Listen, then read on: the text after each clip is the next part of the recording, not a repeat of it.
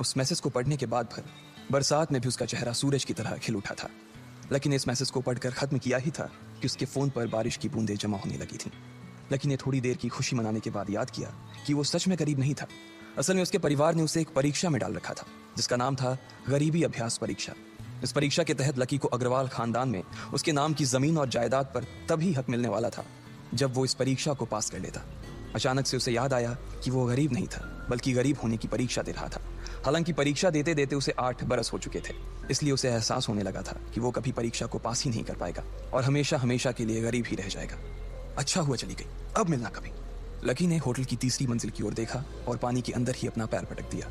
वो डिंपल को कोस रहा था। उसने अपनी मोटरसाइकिल उठाई और फिर से चमन मेडिकल स्टोर जाने के लिए मुड़ने लगा।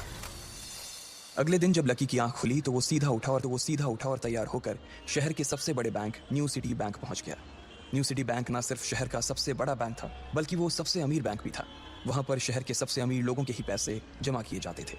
लकी वहां पैसे को निकलवाने के लिए जा रहा था।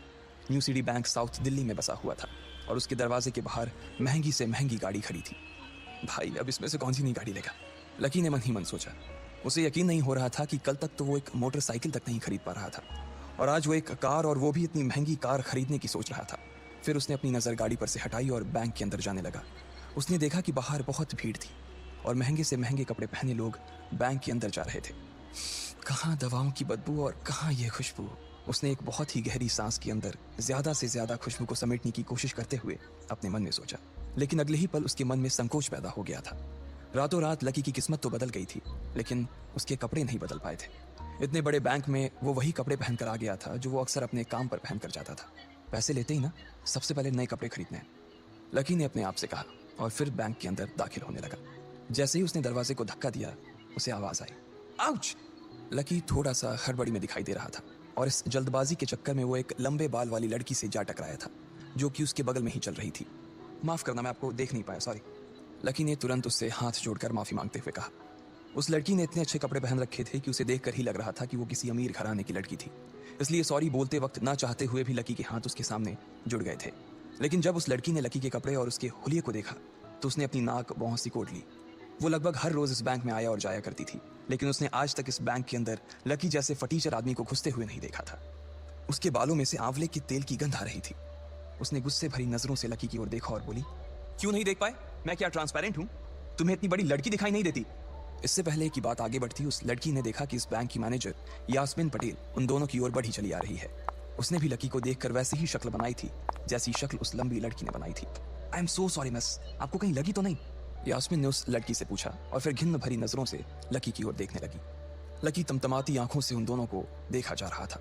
वो जानता था कि उसने इतनी जोर से भी दरवाजा नहीं खोला कि उसे चोट लग जाए, लेकिन असल में उसे यह मालूम नहीं था कि वो लोग उसे नहीं बल्कि उसके कपड़े को देख रहे थे। यास्मीन ने लकी को ऊपर से नीचे तक देखा और ना जाने उसके मन में क्यों शक पैदा हो गया।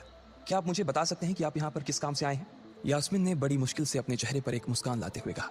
वो उसका हुलिया देखकर ही समझ गई थी कि वो यहाँ का कस्टमर तो नहीं था। लकी ने अपने आप को संभाला और कहा, हाँ, वो मैं अपना पैसा निकलवाने के लिए आया था। पैसे निकलवाने के लिए आए हो? यास्मीन ने लकी की बात को ही दोहराते हुए कहा। वैसे तो वो लकी की बात पर जोर से हंसना चाहती थी, लेकिन उसने अपने आप को थोड़ा सा काबू में कर लिया था। लकी की बात सुनकर उसे लग रहा था कि वो कोई पागल था जो यहाँ जबरदस्ती घुसा चला आ रहा था। हाँ, तो क्या आपके पास कार्ड है? यास्मीन ने उससे आगे पूछा। न्यू सिटी बैंक का कार्ड हासिल करना एक बहुत ही मुश्किल भरा काम था। अगर किसी को भी उस बैंक का कार्ड लेना था तो सबसे पहले उस आदमी को अपने खाते में कम से कम 5 लाख रुपए जमा करवा कर रखने पड़ते थे, तब जाकर उसे कहीं कार्ड मिलता था। लेकिन लकी तो पहली बार ही यहाँ आ रहा था, इसलिए उसके पास कार्ड होने की कोई संभावना ही नहीं थी। लकी जब यास्मीन के सवाल का जवाब नहीं दे पाया तो यास्मीन ने फिर उससे पूछा, मैं पूछ रही हूँ कि आपके पास कार्ड है? वो समझ गई थी कि लकी पागल ही था जो कहीं से भागकर सीधा उनके बैंक में आ गया था। कार्ड नहीं मेरे पास। लकी ने उसके सवाल का जवाब दिया और वो फिर इधर उधर देखने लगा। जैसे ही उस लंबे बालों वाली लड़की ने लकी का जवाब सुना तो वो खिलखिलाकर हंस पड़ी। यास्मीन को तो सिर्फ लग रहा था कि वो पागल है, लेकिन वो लड़की तो अपने मन में मान चुकी थी कि यह लड़का कोई पागल ही है जो कहीं झोपड़ पट्टी से यहाँ आ गया है। इससे पहले कि आगे कोई कुछ कह पाता, उस लंबे बालों वाली लड़की के पिता वहां आ गए और बोले, चलो बेटी। उनके हाथों में कुछ कागजात थे। लकी ने देखा कि उन्होंने महंगा सा सूट पहन रखा था। उस लड़की ने यास्मीन के दोनों हाथों को पकड़ा और बोली, यास्मीन देखो, अगर इस तरह के सड़क छाप लोग तुम्हारे बैंक में ऐसे ही घुसते चले आए ना और बाकी कस्टमर्स को परेशान करने लगे तो तुम्हारे बैंक की इमेज और उसके शेयर्स दोनों को काफी नुकसान होगा। एक मैनेजर होने के नाते तुम्हें इन सब चीजों का ध्यान रखना चाहिए। मुझे उम्मीद है कि आगे मेरे साथ ऐसा कुछ नहीं होगा। उस लड़की ने कहा और अपने पिता के साथ बैंक के बाहर चली गई। अपना ध्यान रखना कोयल मैडम। मैनेजर ने उसकी गाड़ी तक छोड़ने के लिए आते हुए कहा। आज तो वो बाल बाल बच गई थी। कोयल और उसके पिता इस बैंक के सबसे पुराने और सबसे वफादार कस्टमर्स थे। अगर आज यास्मीन उन्हें नाराज कर देती और वो उसके बैंक से अपना खाता बंद करवा देते तो शायद यास्मीन की नौकरी तक जा सकती थी। और यह सब हो रहा था उस पागल लकी की वजह से। इसे जल्द से जल्द यहाँ से भगाना पड़ेगा, यास्मीन ने अपने आप से कहा और फिर बैंक के अंदर आने लगी। यास्मीन उसे अपने बैंक से बाहर निकालने के तरीके के बारे में सोच रही थी, मगर जैसे ही वो बैंक में दाखिल हुई उसने देखा कि लकी वहां था ही नहीं। अरे अब ये कहाँ चला गया, उसने अपने आप से पूछा। वो इधर उधर देखने लगी लेकिन लकी वहां भी नहीं था। यास्मीन को अच्छे से पता था कि वो उसके सामने तो बाहर नहीं निकला था, इसका मतलब था कि वो बैंक के अंदर ही था, लेकिन यास्मीन उसे ढूंढ नहीं पा रही थी। कुछ देर तक बैंक के सारे कोनों को देख लेने के बाद यास्मीन को लगा कि शायद लकी यहाँ बहुत ही असहज महसूस कर रहा होगा, और जब वो कोयल को दरवाजे पर छोड़ने के लिए आई तब उसके पीछे पीछे वो भी निकल गया होगा। चलो जान बची, यास्मीन ने अपने आप से कहा और अपने केबिन में आकर बैठ गई। जैसे ही उसने आज के दिन की पहली फाइल उठाई थी उसे किसी एक की झलक दिखी। ये कोई और नहीं बल्कि लकी ही था। अरे ये कहाँ छिपा हुआ था, यास्मीन ने अपने आप से ही कहा और तुरंत फाइल को टेबल पर रखकर वो ऑफिस के बाहर आ गई। उसने देखा कि लकी बैंक के वीआईपी लॉन्च के बाहर खड़ा था और उसके खंबे की आड़ की वजह से वो यास्मीन की नजर से बाहर हो गया था। अब यास्मीन को तो वो मिल गया था, लेकिन उसके लिए उससे भी बड़ी एक और मुसीबत खड़ी हो गई थी। लकी जिस कमरे के बाहर अभी खड़ा था उस कमरे के अंदर शहर के सभी रईस लोगों का उठना बैठना था। बैंक के सिलसिले में या फिर किसी दूसरे काम के सिलसिले में वो सभी लोग यहीं आकर बात किया करते थे। उस कमरे के अंदर जो लोग बैठे थे उन सबके करोड़ों रुपए इस बैंक के खाते में जमा थे। अब अगर ऐसे में लकी वहां घुस जाता तो सब लोग मिलकर यास्मीन की गर्दन पर चढ़ जाते। रुको, जहां हो वहीं खड़े रहो, यास्मीन जोर से और साथ ही गुस्से से चिल्लाई। बाकी के लोग जो वहां खड़े थे वो यास्मीन की ये चीख सुनकर डर गए थे। कुछ लोगों को उसकी इतनी जोर से आवाज करने की वजह से गुस्सा भी आ गया था और यास्मीन सबसे मुस्कुराते हुए माफी मांगकर आगे बढ़ती जा रही थी। वो लकी को किसी भी तरह से उस कमरे में जाने से रोकना चाहती थी, लेकिन उससे पहले ही वो उस कमरे के अंदर दाखिल हो चुका था। अरे यार, ये आदमी है या गधा, यास्मीन ने अपना ही सिर पीटते हुए कहा और वो भी उस कमरे के दरवाजे की ओर बढ़ने लगी। उसने उस कमरे का दरवाजा खोलने की कोशिश की लेकिन वो अंदर से लॉक हो गया था। बाप रे, ये कैसा आदमी है, बिना परमिशन के अंदर घुसा तो घुसा लेकिन दरवाजा भी अंदर से बंद कर लिया। अब यास्मीन की सांसें फूलती जा रही थी, उसे बहुत डर लग रहा था। उसका जी यह सोचकर घबराए जा रहा था कि ना जाने अंदर लकी और उस रिलेशन मैनेजर के बीच क्या हो रहा होगा। इधर जैसे ही लकी कमरे में दाखिल हुआ वहां का कस्टमर रिलेशन मैनेजर जो कि सोफे पर फैला हुआ था वो उसे देखते ही अचानक सीधा बैठ गया। हेलो सर, कैसे हैं आप? उसके मुंह से बिना लकी को देखते हुए ये शब्द निकले। उसे याद था कि इस कमरे में कुछ खास लोग ही आते थे और जो भी आते थे यास्मीन उनके आने की खबर उसे पहले ही दे देती थी, लेकिन इस वक्त जो आदमी उसके सामने खड़ा था उसे देखते ही वो अपनी जगह पर जम गया था। ना तो वो कहीं से भी वीआईपी लग रहा था और ना ही वो उसका कोई रिश्तेदार था। कौन हो भाई तुम, क्या चाहिए तुम्हें? उस मैनेजर ने 20 साल के जवान लड़के को देखते हुए कहा। मैं यहाँ अपना पैसा लेने आया हूँ, लकी ने सीधे मुद्दे की बात को मैनेजर के सामने रखते हुए कहा। तुम्हारे पास हमारा सुप्रीम कार्ड है?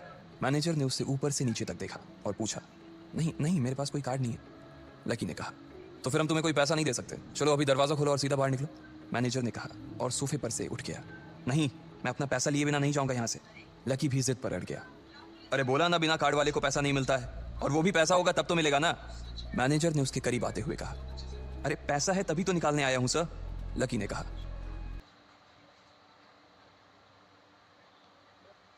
अरे बोला ना, बिना कार्ड वाले को पैसा नहीं मिलता है, और वो भी पैसा होगा तब तो मिलेगा ना, मैनेजर ने उसके करीब आते हुए कहा। अरे पैसा है तभी तो निकालने आया हूं सर, लकी ने कहा। देख, फालतू की बहस मत कर सुबह सुबह, वरना मैं सिक्योरिटी को बुला लूंगा तो वो लोग मार मार कर बाहर निकालेंगे तुझे। लकी यह सुनकर घबरा गया था। मैनेजर के चेहरे का गुस्सा उसे साफ नजर आ रहा था, लेकिन ऐसा भी नहीं था कि वो झूठ बोल रहा था। भले ही उसके पास कार्ड नहीं था, लेकिन इसका मतलब ये नहीं था कि वो अग्रवाल खानदान का लड़का नहीं था। जैसे जैसे मैनेजर उसकी ओर बढ़ता चला जा रहा था लकी का डर भी बढ़ता जा रहा था। मैनेजर को लग रहा था कि वो कोई संकी था और वो उसे धक्का मारकर बाहर निकालने के लिए आगे बढ़ ही रहा था। घबराए हुए लकी के दिमाग में एक आइडिया आया। फिंगरप्रिंट, उसने अपना अंगूठा कमरे में मौजूद उस मैनेजर के सामने उठाते हुए कहा। फिंगरप्रिंट? कौन सा फिंगरप्रिंट? मैनेजर ने चौंकते हुए पूछा। अरे अरे आपने कहा ना कि आपको कार्ड चाहिए, पर मेरे पास कार्ड नहीं है, फिंगरप्रिंट है, और मुझे मालूम है कि आपके यहाँ फिंगरप्रिंट से भी पैसे निकलते हैं।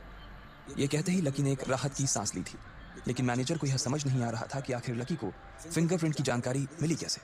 तुम फिंगरप्रिंट यूज करना चाहते हो? मैनेजर ने लकी को घूरते हुए पूछा। लकी की शक्ल और उसका हुलिया मैनेजर के लिए उसकी बातों से मेल नहीं खा रहा था। हाँ, मैं फिंगरप्रिंट यूज करना चाहता हूँ सर, लकी ने सीना चौड़ा करते हुए कहा। उसे इस तरह देख तो मैनेजर और भी कंफ्यूज हो गया था। मैनेजर ने सोचा कि उसे एक चांस देना चाहिए, इसलिए उसने लकी को फिंगरप्रिंट इस्तेमाल करने की इजाजत दे दी थी। वो अपनी टेबल के पास गया और उसके दराज में फिंगरप्रिंट वाली मशीन ढूंढने लगा। 2-3 ड्रॉर में झांकने के बाद आखिरकार उसे वो मशीन मिल गई थी। चुपचाप यहाँ पर अपना अंगूठा लगाओ, मैनेजर ने मशीन को आगे बढ़ाते हुए लकी से कहा। लकी ने अपनी फटी हुई पैंट के पिछले हिस्से में अपना अंगूठा पोंछा और फिर उस मशीन पर लगा दिया। 2 सेकंड बाद मशीन में से एक आवाज आने लगी। उसके अंदर एक लाल बत्ती चल रही थी और वो जोर जोर से बीप कर रही थी। देखा, तुम्हारा फिंगरप्रिंट मैच नहीं कर रहा है। मैंने पहले ही बोला था कि कोई खाता नहीं है इस बैंक में तुम्हारा। मैनेजर ने लकी को ऐसे देखा जैसे वो कोई बड़ा अपराधी था। मैनेजर उसकी पैंट की ओर देखने लगा। उसे लग रहा था कि लकी ने अपनी जेब में कोई हथियार छुपा रखा था और वो मैनेजर को बेवकूफ बना रहा था। इससे पहले कि लकी अपनी जेब से कोई बंदूक या बम निकालता, मैनेजर ने अपना फोन निकाला और पुलिस का नंबर लगाने लगा। लकी ने उसकी स्क्रीन पर देख लिया था कि वो 100 नंबर पर फोन लगा रहा था। लकी बुरी तरह से घबरा गया था। वो बहुत ही उत्साह और जोश में अंदर तक तो चला गया था, लेकिन उसे मालूम नहीं था कि वो इतनी बड़ी मुसीबत में फंसने वाला है। अब आगे क्या होने वाला था? क्या लकी उसे पुलिस को बुलाने से रोक पाता? कहीं उसे कोई फेक मैसेज तो नहीं आया था? लकी कैसे इन मुसीबत से बाहर निकलेगा? आपको क्या लगता है, क्या होंगे इन सभी सवालों के जवाब? कमेंट बॉक्स में कमेंट करके जरूर बताएं और सभी सवालों के जवाब को जानने के लिए सुनते रहिए इंस्टा मिलियनियर सिर्फ पॉकेट एफएम पर।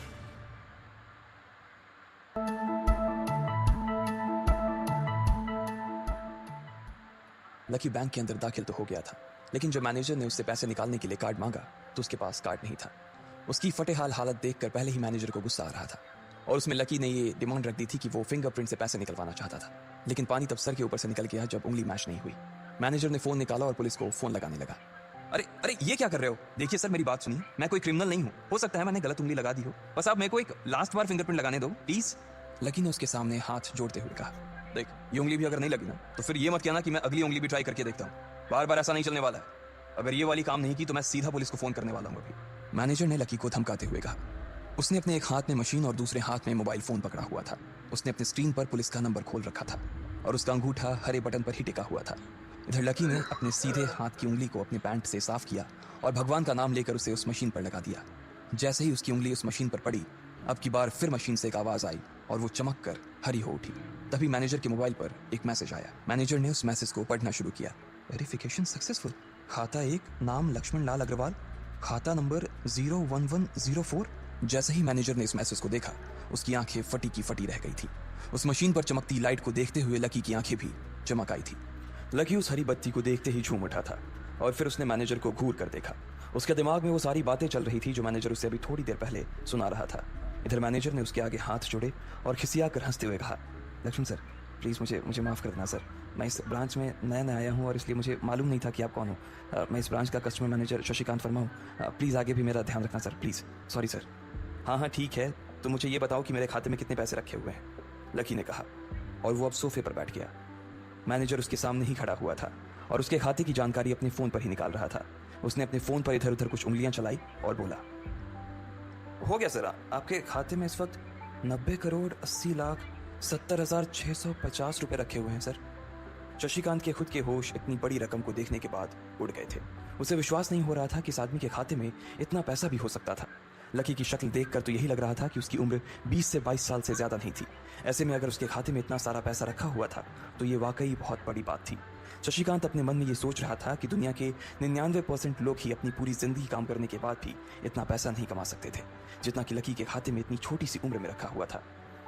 लेकिन लकी ने इधर जब उसके फोन में अपने खाते पर पड़ी हुई जानकारी को देखा तो उसे कुछ अजीब सा लगा। उसे लग रहा था कि उसे तुरंत इतने पैसों के हिसाब से अब अपनी जिंदगी को ढालने की कोशिश करनी शुरू कर देनी चाहिए, वरना उसके साथ वही होने वाला था जो आज बैंक में उसके साथ हुआ था। अरे सर, खाते में पैसे के अलावा और भी चीजें हैं जो मैं आपको बताना चाहता हूँ सर।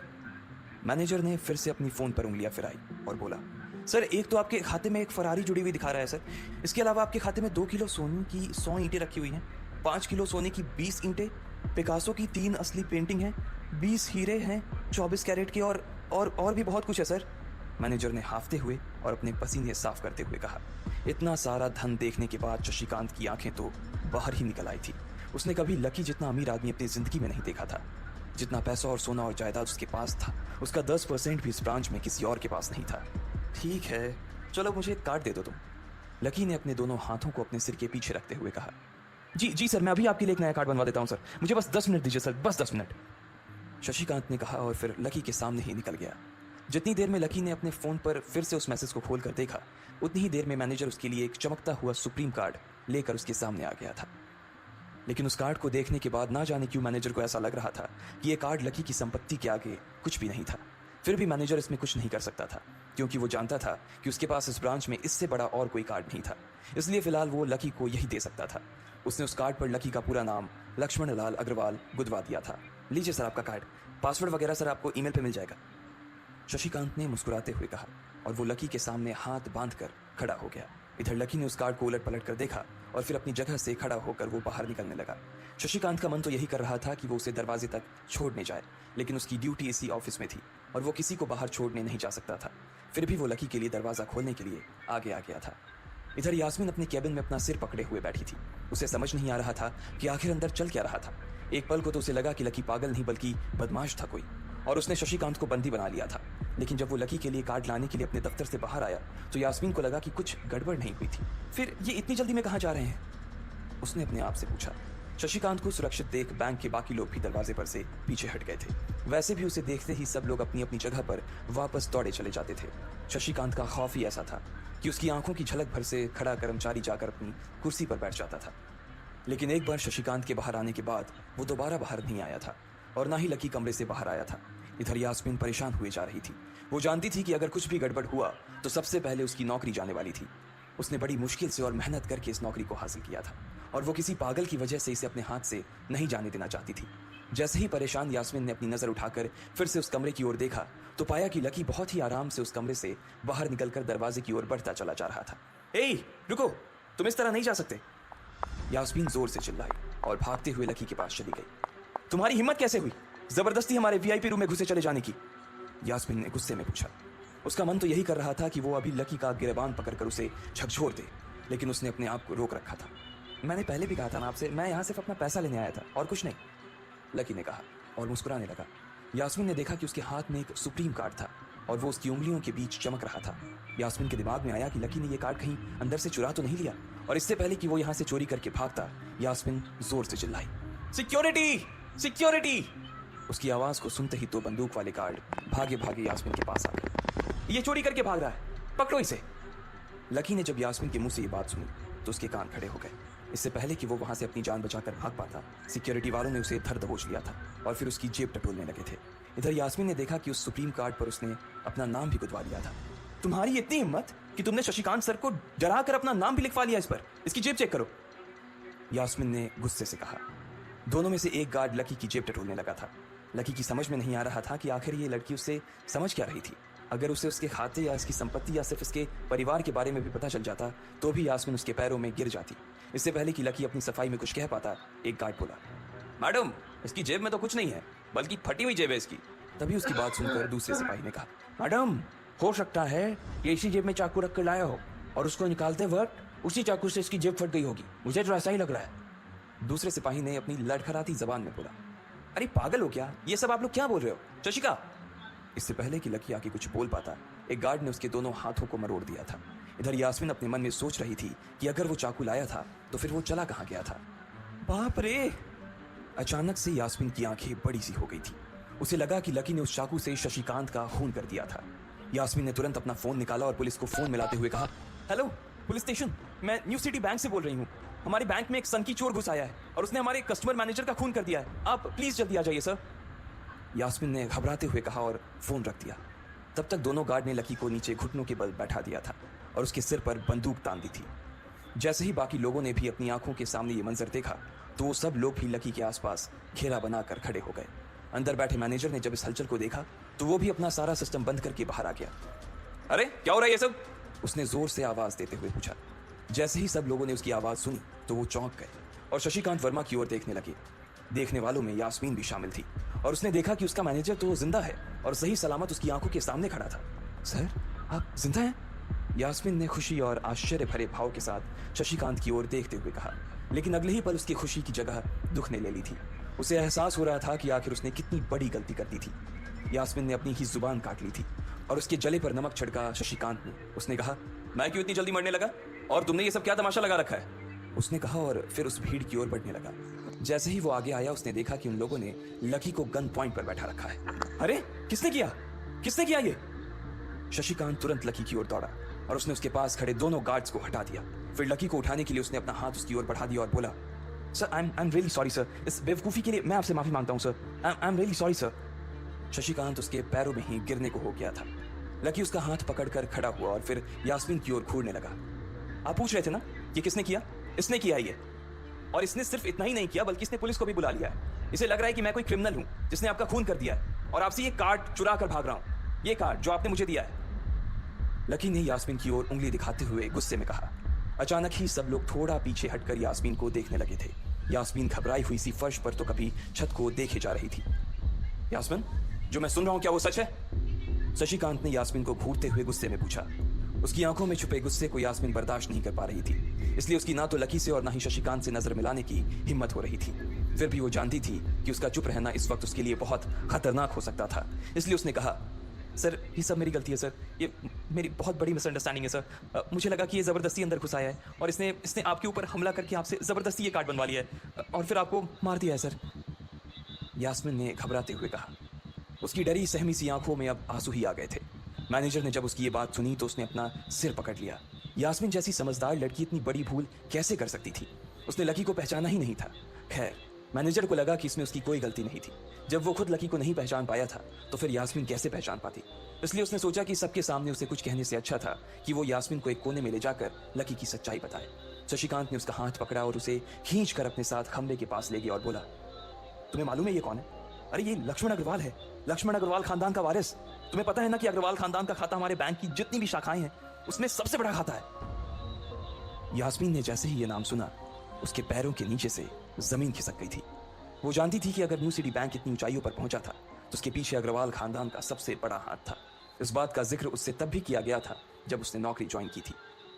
तुम्हें पता है इस लड़के के नाम पे कितनी प्रॉपर्टी है? ये अपने दम पर ना इस पूरे एरिया को खरीद सकता है, शशिकांत ने यास्मीन से कहा। यास्मीन जैसे जैसे लकी को देखी जा रही थी वो बड़ी बड़ी आंखों से उसे घूरे जा रही थी। लकी कभी उन दोनों को देख रहा था तो कभी अपने आसपास खड़े लोगों को देख रहा था। अब सबसे पहले तो पुलिस को फोन करो और उनसे कहो कि हमसे गलती हो गई थी, और उसके बाद जाकर तुम उनसे भी माफी मांगो, और अगर उन्होंने तुम्हें माफ कर दिया तो तुम्हारी किस्मत, वरना समझ लेना कि तुम्हारी नौकरी चली गई, शशिकांत ने कहा और दौड़कर लकी के पास जाकर खड़ा हो गया। इधर यास्मीन अभी भी वहीं पर खड़ी थी। अभी अभी जो शशिकांत उसे बता कर गया था वो यास्मीन पचा नहीं पा रही थी। उसे लग रहा था कि इसमें उसकी कोई गलती नहीं थी, लेकिन कोई उसकी सुनने वाला नहीं था। बैंक उस छोटी सी मैनेजर के चक्कर में अपने सबसे बड़े कस्टमर को छोड़ने वाला तो नहीं था। अब मेरे पास और कोई रास्ता नहीं बचा है, यास्मीन ने निराश होते हुए अपने आप से कहा, और फिर अपनी जेब से फोन निकालकर पुलिस थाने में फोन लगाया। जैसे ही यास्मीन ने पुलिस वालों से ये कहा कि उससे गलती हो गई और जिसे वो बदमाश समझ रही थी असल में वो बदमाश नहीं बल्कि शहर के सबसे बड़े रईस का बेटा था, तो उधर से आवाज आई, मैडम सॉरी लेकिन अब तो गाड़ी निकल गई है, वहां पहुंचती होगी, अब आपको जो भी कहना है इंस्पेक्टर साहब से कह देना। और उस पुलिस वाले ने फोन काट दिया। मर गए, यास्मीन ने अपने आप से निराश होते हुए कहा। उसके हाथ थर थर कांप रहे थे। उसे समझ नहीं आ रहा था कि अब वो क्या करे। अब उसके पास लकी से माफी मांगने के अलावा और कोई चारा नहीं बचा था। लेकिन अगर लकी सर ने मुझे माफ नहीं किया और उल्टा मेरे ऊपर डिफेमेशन का चार्ज लगा दिया तो, यास्मीन ने अपने आप से कहा, और वो अब और भी ज्यादा घबरा गई थी। उसने देखा कि लकी उसे घूर कर देख रहा था। शशिकांत पूरी कोशिश कर रहा था कि वो लकी को शांत करवा सके, लेकिन लकी वहां से हिलने का नाम तक नहीं ले रहा था। यास्मीन उसके पास पहुंच गई थी। वैसे तो वो जानती थी कि उसे माफी मांगने से उसकी किस्मत बदलने वाली तो थी नहीं, फिर भी उसने एक बार कोशिश करनी चाहिए और लकी से कहा, सर मैं आपको गलत समझ रही थी सर, एक्चुअली आपके। यास्मीन ने उसके कपड़े को देखा और एक सांस लेते हुए आगे बोली, सर प्लीज़ मुझे माफ़ कर दीजिए सर, मेरी इंटेंशन आपको हर्ट करने की बिल्कुल भी नहीं थी, मैं तो जो कुछ कर रही थी बैंक की सेफ्टी के लिए कर रही थी सर, यास्मीन ने गिड़गिड़ाते हुए कहा और नीचे देखने लगी। इट्स ओके, कोई बात नहीं है, लकी ने कहा और उसके हाथ से अपना सुप्रीम कार्ड लेकर निकल गया। यास्मीन को अपने कानों पर तो विश्वास ही नहीं हो रहा था। वो मान ही नहीं पा रही थी कि लकी ने उसे माफ़ कर दिया था। उधर लकी को अपने आप पर विश्वास नहीं हो रहा था कि वो रातों रात इतना अमीर हो गया था। आखिर लकी इतने पैसों का क्या करने वाला था? क्या उसके खाते की बैलेंस की तरह वो भी रातों रात बदल जाता? ये पैसा उसकी जिंदगी को क्या दिशा देने वाले थे? आपको क्या लगता है, क्या होंगे इन सभी सवालों के जवाब? कमेंट बॉक्स में कमेंट करके जरूर बताएं, और सभी सवालों के जवाब को जानने के लिए सुनते रहिए